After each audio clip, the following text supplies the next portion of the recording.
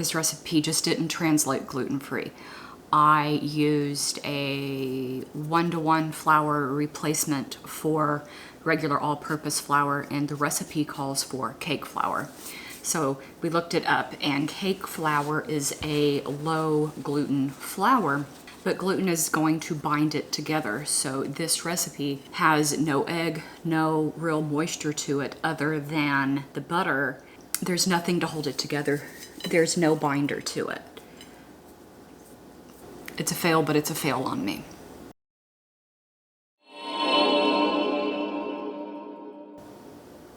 Today we are going to make Scottish shortbread, and this is Cooking with Vincent Price. We are back this week in a treasury of great recipes, and I'm going to make Scottish shortbread.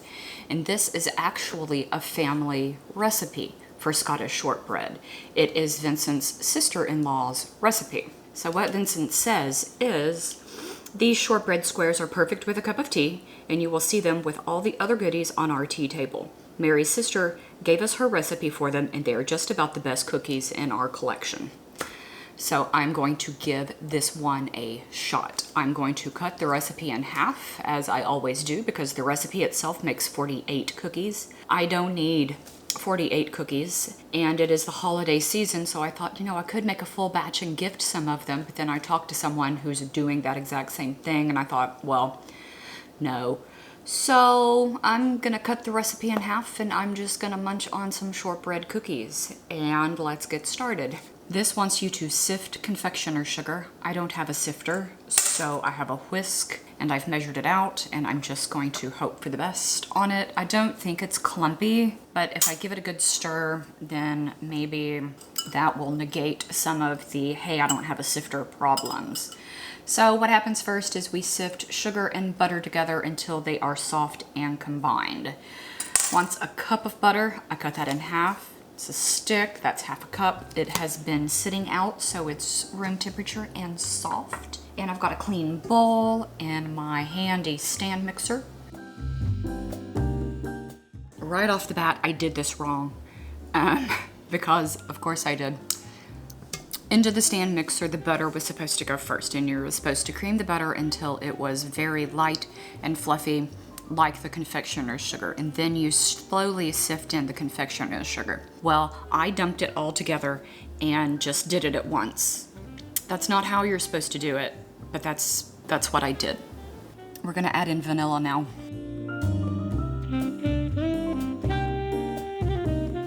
Is that what buttercream frosting is? Is it just butter and confectioner's sugar and vanilla? Because it kind of looks like that. Combine a cup of cake flour. So I don't have cake flour because bad guts. Again, these are going to be gluten-free, like everything that I'm going to be mostly making. I am choosing to go with Bob's 1-to-1 flour again for this one, because so far for all of the items that I have made, Bob's 1-to-1 has worked exceptionally well. Now, I haven't made any bread like items like that, like bread loaves or French bread or anything like that. That's coming up, but I'll cross that flour bridge when I come to it. But so far, for all of the stuff that I have made, that I have baked, Bob's 1-to-1 has worked exceptionally well. So to this, I am going to add some salt and some baking powder, and then I'm going to incorporate it into what is in my mixer. It doesn't say to lick the spatula, but you should lick the spatula.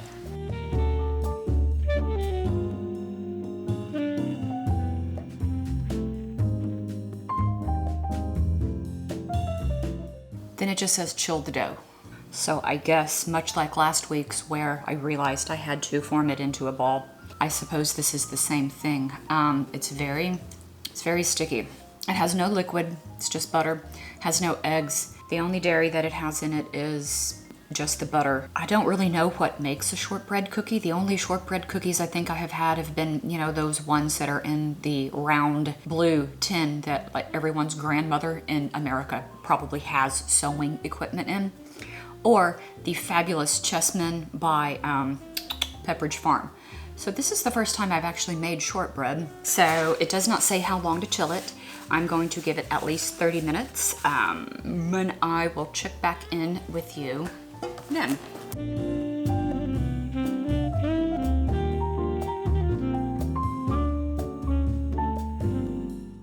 So this recipe now doesn't say much. Chill the dough. The dough is in the fridge chilling. Roll dough to 1/4 inch thickness. Tiny ruler. Cut into squares and prick the dough all over with a fork. But it doesn't exactly say how big the cookies should be. Just that you cut them into squares and you bake it. More instruction, guys. Some of us don't know what we're doing, which is a perfect time for me to give you my reminder that I did not give you at the top of the video. Reminder, I'm Danae. I am not a chef, not a cook. I am a Vincent Price enthusiast who is cooking her way through his 3 cookbooks released in the 1960s to see how they taste now to a modern palate and how they reflect in the modern day. This is ungodly hot. Okay.